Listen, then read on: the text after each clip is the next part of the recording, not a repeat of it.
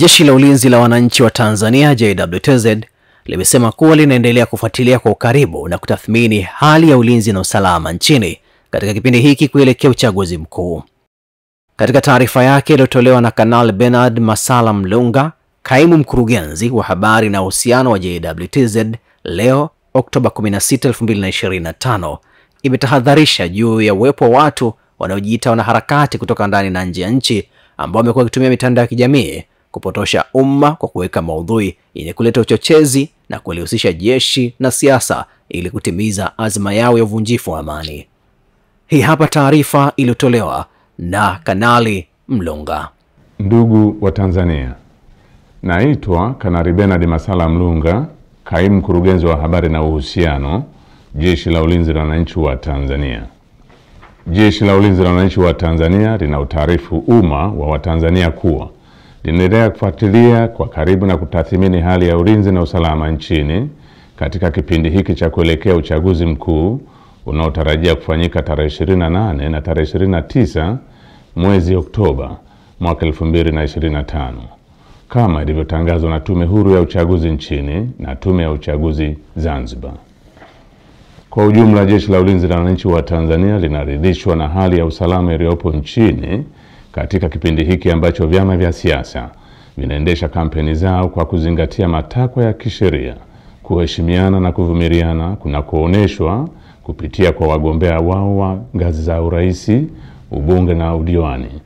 Jeshi la Ulinzi la Wananchi wa Tanzania linaviomba vyama vya siasa kuendeleza hali ya amani na utulivu wakati wote wa kampeni, kupiga kura na baada ya kupiga kura. Katika hatua nyingine, Jeshi la Ulinzi la Wananchi wa Tanzania linalipongeza jeshi la polisi na vyombo vingine vya usalama kwa jinsi vinavyoendelea kusimamia hali ya usalama katika kipindi hiki cha kuelekea uchaguzi mkuu.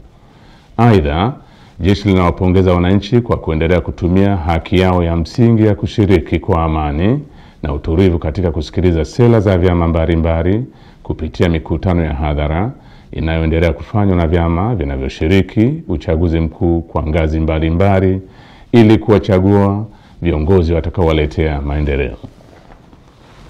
Pamoja na hali ya amani na utulivu iliyopo, bado kumeendelea kujitokeza baadhi ya watu wanaojiita wanaharakati kutoka ndani na nje ya nchi kutumia mitandao ya kijamii kupotosha umma kwa kuweka maudhui yenye kuleta uchochezi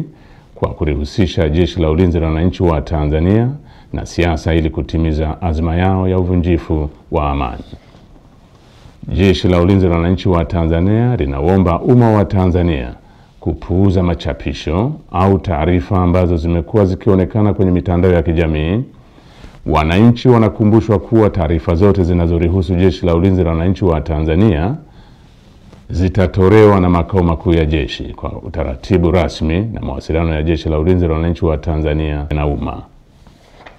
Jeshi la Ulinzi la Wananchi wa Tanzania likiwa sehemu ya vyombo vya ulinzi na usalama vyenye dhamana ya ulinzi nchini, linapenda kuhakikishia Watanzania wote hali ya amani, usalama na utulivu katika kipindi hiki cha kuelekea uchaguzi mkuu, wakati wa uchaguzi na baada ya uchaguzi mkuu. Asanteni kwa kunisikiliza.